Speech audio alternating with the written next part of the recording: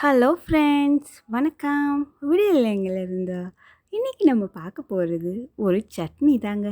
அது வெங்காயம், தக்காளி எதுவுமே இல்லாமல் ரொம்ப டேஸ்டியாக, சிம்பிளாக ஒரு 2 நாள் கூட வச்சு சாப்பிட்ற மாதிரி சூப்பராக செஞ்சுருக்கோம். வாங்க வீடியோக்குள்ளே போகலாம்.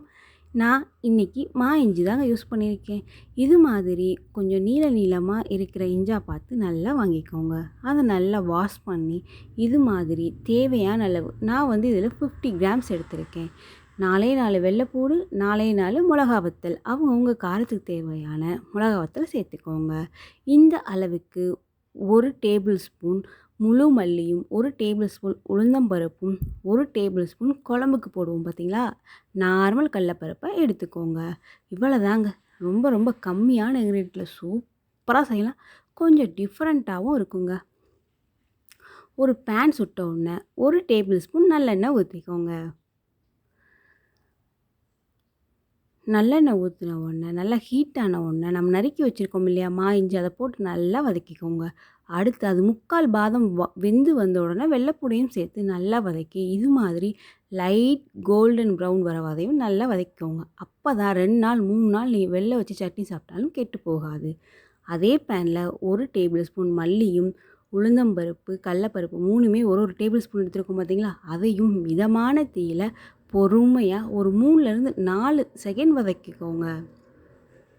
நல்லா இது மாதிரி லைட் ப்ரௌன் வந்தோடனே மிளகா வத்தலை நல்லா கிள்ளி போட்டுக்கோங்க. அவங்கவுங்க காரத்துக்கு ஏற்றாப்புல மிளகா வத்தல் போட்டுக்கோங்க. இது கொஞ்சம் டிஃப்ரெண்ட்டாக ரொம்ப ரொம்ப டேஸ்டியாக இருக்குங்க. கண்டிப்பாக ட்ரை பண்ணி பாருங்கள். ட்ரை பண்ணி பார்த்துட்டு கமெண்ட் பாக்ஸில் கமெண்ட் பண்ணுங்கள்.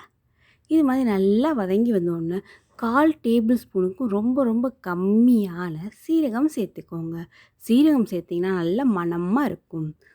அடுத்து நம்ம மிக்ஸி ஜார் தண்ணி இல்லாமல் நல்லா ட்ரையாக இருக்கும்போது போட்டு சேர்த்துக்கோங்க. போட்டுட்டு கொஞ்சோண்டு ஒரு குட்டியோண்டு நெல்லிக்காய் சைஸ் அளவு புளி சேர்த்துக்கோங்க. ஏன்னா நம்ம தக்காளி சேர்க்கல இல்லையா, அதனால போட்டு கொஞ்சோண்டு மண்டவெல்லம் ருசிக்கு ஏற்றாப்புல சேர்த்துக்கோங்க.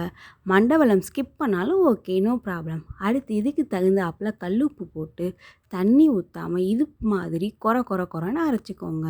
அடுத்து எப்பயும் போல் தண்ணி ஊற்றி நல்லா திக் பேஸ்ட்டாக அரைச்சிக்கோங்க. அதுக்கடுத்து உங்களுக்கு எவ்வளோ தண்ணி தேவையோ அதுக்கடுத்து சேர்த்து அரைச்சிக்கோங்க. இவ்வளோ தாங்க. ரொம்ப ரொம்ப கம்மியான இன்க்ரீடியன்ட்டில் சூப்பராக டேஸ்டியாக ஒரு இஞ்சி சட்னி ரெடிங்க.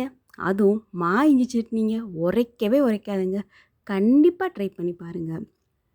இது தோசைக்கும் சரி, சப்பாத்தி, ஃபுல்கா எல்லாத்துக்குமே ரொம்ப ரொம்ப ரொம்ப டேஸ்டியாக இருக்குங்க.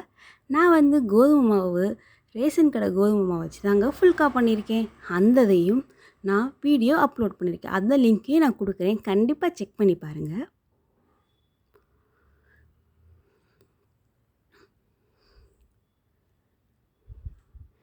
இங்கே பாருங்கள், ரேஷன் மாவில் எவ்வளோ பொஃப்னு சூப்பராக அவ்வளோ சாஃப்டாக ரொம்ப ரொம்ப டேஸ்டியாக இருந்துச்சுங்க. இது மாதிரி பிரேக்ஃபாஸ்ட் ரெசிபிஸ் வேணும்னா கமெண்ட் பாக்ஸில் கமெண்ட் பண்ணுங்கள், லைக் பண்ணுங்கள், ஷேர் பண்ணுங்கள், சப்ஸ்கிரைப் பண்ணுங்கள். அப்போ தான் நம்ம அடுத்தடுத்த வீடியோ உங்களுக்கு நோட்டிஃபிகேஷனில் நிற்கும். இது போல் புதுமையான ரெசிபி நம்ம சேனலில் அப்லோட் பண்ணிக்கிட்டே இருக்கோம். கண்டிப்பாக சப்ஸ்கிரைப் பண்ணுங்கள். இங்கே பார்த்தீங்களா எவ்வளோ சாஃப்டாக 3 லேயர்ஸ் வந்திருக்கு பார்த்தீங்களா, அது நம்ம ரேஷன் கோதுமை மாவில் தாங்க செஞ்சோம். நன்றி. அடுத்த வீடியோவில் பார்க்கலாம். பாய்.